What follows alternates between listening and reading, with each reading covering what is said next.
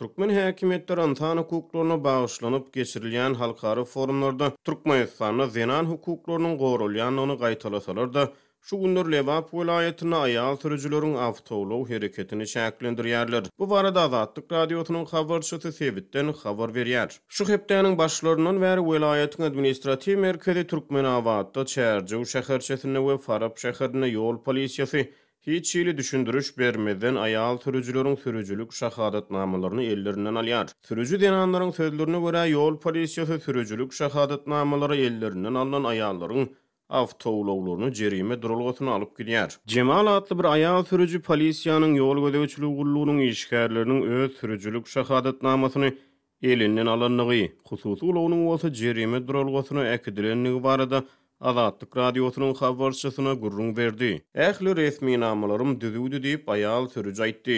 Sürüjüniň sözlerine görä 50-den gurak aýalyň awtowlogy jerime durulgasyna eltilen ekeni. Habarçymyzyň maglumatlaryna görä aýallar öz ýagdaýlary boýunça ýol başçylary arz şikayet bilen ýüz tutjokdyklaryny aýdýarlar. Ýöne yerli polisiýa olaryň arz şikayetlarynyň netije bermejekdigini, gaýtam ýagdaýy hassa kynlaşdyrjakdygyny aýdýar.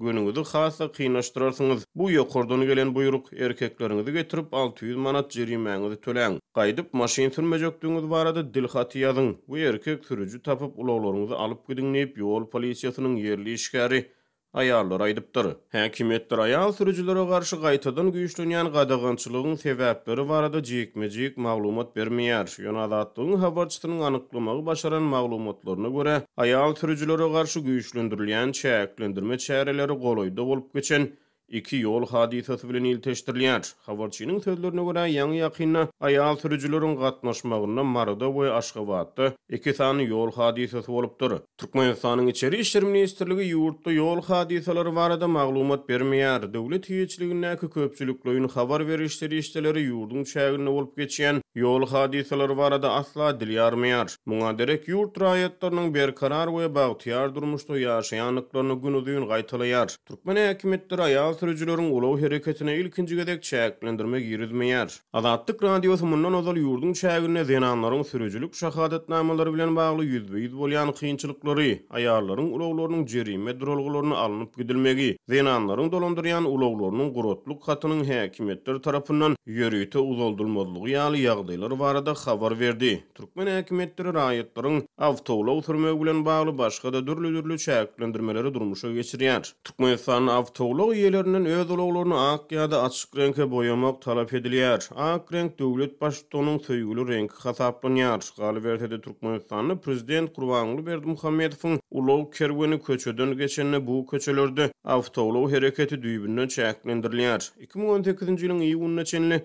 Saudi Arabistany dünýäde aýallary awtowlog sürmegi gadagyn edýän ýeketäk döwlet boldy. Ýöne bu gadagançylyk 3 ýyl mundan ozal resmi taýdan ýatyryldy. Türkmenistanyň häkimetler öz girizýän gadagançylyklaryny ýa-da çäklendirmelerini köplenç dilden görkezme esasyna amal edýärler.